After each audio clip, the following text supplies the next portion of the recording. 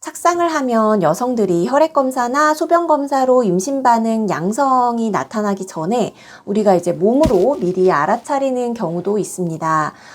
객관적이거나 모든 여성들이 다 느끼는 건 아니고 나중에 임신으로 드러나게 되면 후양적으로 그래서 내가 그랬구나 하듯이 그렇게 알게 되는 경우가 많은데요.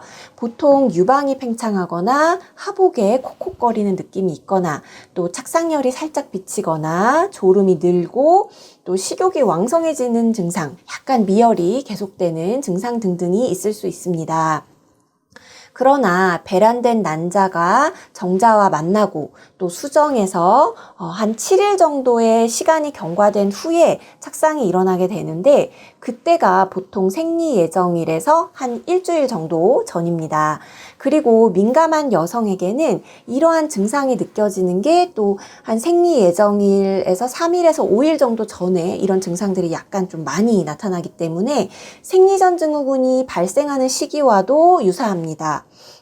또한 생리전 증후군이 방금 제가 말씀드렸던 이런 증상들이 모두 있어요. 그래서 유방 팽창한다든지 유방통, 하복통, 졸음, 피로 증가, 식욕 증가, 요통 등등 이런 증상들이 착상 증상도 있지만 또 생리전 증후군에도 있기 때문에 상당히 헷갈릴 수 있습니다. 증상만 가지고 착상 여부, 임신 여부를 미리 걱정하고 고민하고 이런 건 사실 좀 무의미하고요.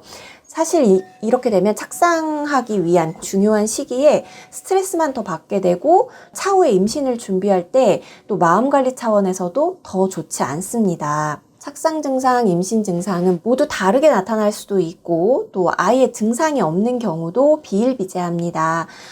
너무 열이 많이 나고 체력 저하가 심해서 막 일상생활이 어려울 정도의 그런 착상 증상을 겪는 경우도 있고요.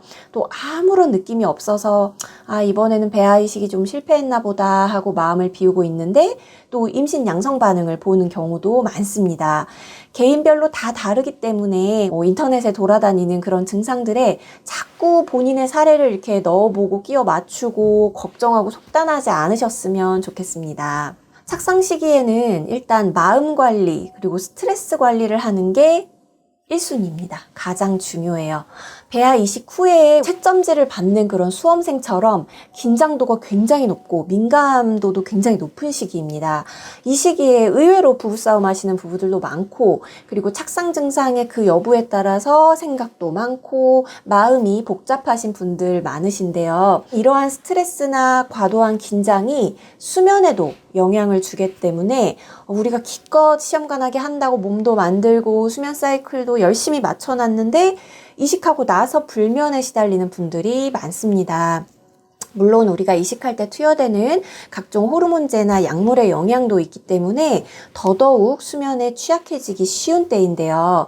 이식 후의 착상 시기는 호르몬 분비도 왕성해야 하고 또 그 호르몬 분비가 정상 궤도 안에서 움직이는 게 굉장히 중요한 시기인데 과한 스트레스의 영향을 받아서 결국에 이렇게 시험관 결과가 임신 실패 쪽으로 기울어질 수 있습니다. 그렇기 때문에 마음 관리, 스트레스 관리, 그리고 나아가서 수면 관리 이게 가장 중요한 첫 번째라고 생각하시면 될 것 같습니다. 두 번째는 소화불량, 식체를 주의해야 한다는 것입니다. 시험관 하게 되면 평상시에 안 먹던 음식도 막 이렇게 찾아보고 착상에 도움이 된다고 먹거나 추어탕, 삼계탕, 장어 이런 거를 막 삼시세끼 2주일 내내 드시는 분들도 계시는데요. 원래 드셨던 그 식단에 준해서 소화가 잘 되는 따뜻한 음식으로 골고루 삼시세끼를 챙겨 드시는 게 착상력을 높이는 식단의 원칙입니다. 영양 공급 또 소화가 잘 되어야 우리가 자궁 내막으로도 충분히 영양이 공급이 되고 또 배아 착상에 에너지가 효율적으로 쓰일 수 있는데요.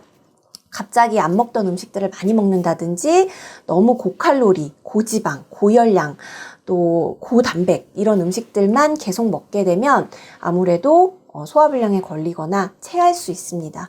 또 나아가서는 장염이 걸리는 분들도 계세요. 그래서 이런 음식들 관리하는 것 매우 중요합니다. 세 번째는 이제 과도한 운동주의인데요.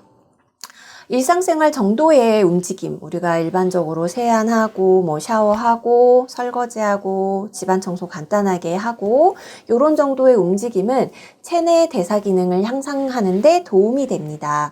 운동이 착상에 도움이 된다고 말씀을 많이 드렸는데, 그랬더니 이제 이식 후에도 막 과하게 골반 스트레칭을 하고, 1시간 이상 막 땀 흘려서 운동을 하고, 요런 분들도 계세요. 이런 것들은 피하는 게 좋습니다. 또 우리가 평상시에 과로하거나 또 긴장도가 굉장히 높은 직업을 가진 분들이시라면 되도록 이식 후에는 휴가를 내실 수 있으면 좋고요. 몸과 마음을 조금 편안히 두시는 것을 추천드립니다. 물론 작은 움직임에도 배아가 떨어져서 없어질까봐 무서워서 하루 종일 꼼짝 않고 이불 속에 이렇게 누워만 있는 것도 골반강 쪽의 순환에 도움이 안 돼요. 그래서 항상 적절한, 적당한 운동, 움직임 하시는 것을 권해드립니다.